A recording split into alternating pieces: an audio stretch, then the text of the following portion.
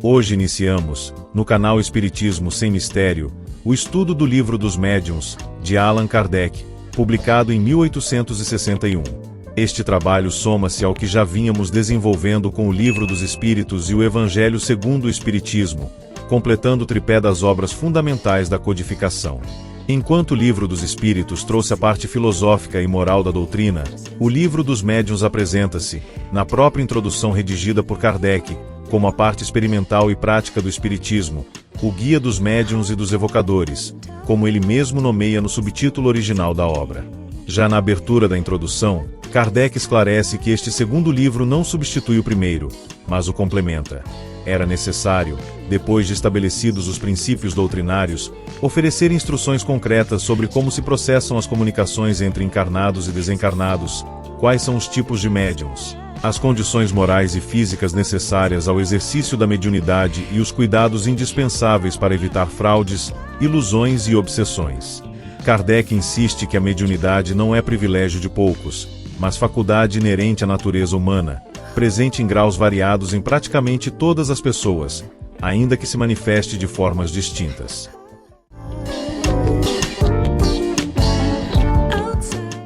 Um ponto central da introdução, e que precisa ser desfeito com clareza, é o mito de que a Bíblia proibiria terminantemente qualquer contato com o mundo espiritual. Essa ideia costuma se apoiar em Deuteronômio, capítulo 18, versículos 10 e 11, onde se lê que não deveria haver entre o povo quem praticasse adivinhação, agouro, feitiçaria ou consultasse os mortos. Kardec, ao tratar do tema, retomado com mais profundidade também no Evangelho segundo o Espiritismo, no capítulo sobre Não tentarás o Senhor teu Deus, explica que essa passagem condena práticas supersticiosas, mágicas e interesseiras dos povos pagãos daquela época. A necromancia ritualística, associada à feitiçaria e charlatanismo, e não o princípio da comunicação espiritual em si, quando realizada com seriedade, moralidade e finalidade instrutiva.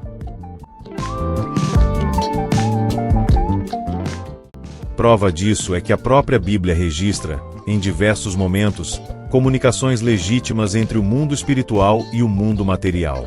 Em 1 Coríntios capítulo 12, versículo 10, o apóstolo Paulo lista, entre os dons espirituais concedidos pela mesma fonte divina, o discernimento de espíritos, reconhecimento direto de que existiam, na igreja primitiva, pessoas capazes de perceber e distinguir manifestações espirituais, o que Kardec relaciona diretamente à faculdade mediúnica.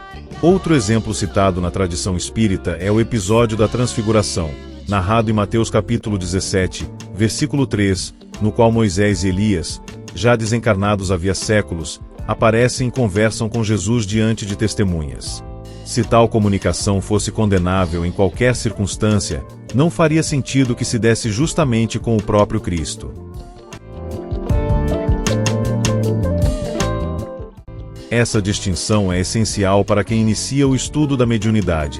Não significa um livre trânsito entre os dois planos, tampouco uma prática vedada por Deus, mas de um fenômeno natural, sujeito a leis, que exige preparo moral e discernimento, assim como qualquer instrumento de precisão exige manuseio responsável de quem o utiliza.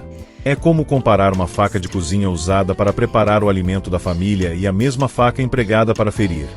O objeto é neutro, o que determina o resultado é a intenção e o cuidado de quem a maneja.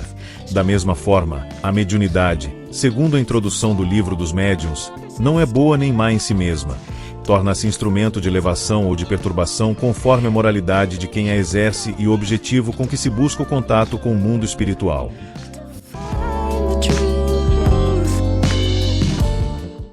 Kardec deixa claro, ainda na introdução, que o estudo sério dessa faculdade exige método, observação continuada e ausência de fanatismo, nem incredulidade sistemática, nem credulidade ingênua. É esse equilíbrio que pretendemos seguir aqui, capítulo a capítulo, apoiados sempre nas obras básicas, nas revistas espíritas e em autores como Leon Denis, que também se debruçaram com rigor sobre o tema da sobrevivência e da comunicabilidade dos espíritos.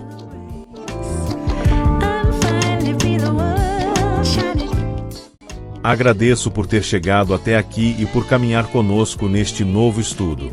Que Jesus, nosso guia e modelo, ilumine nossa razão e nosso coração para que compreendamos, sem medo e sem exageros, as leis que regem a comunicação entre os dois mundos, e que essa compreensão nos torne, a cada dia, mais úteis, mais humildes e mais próximos do bem. Amém.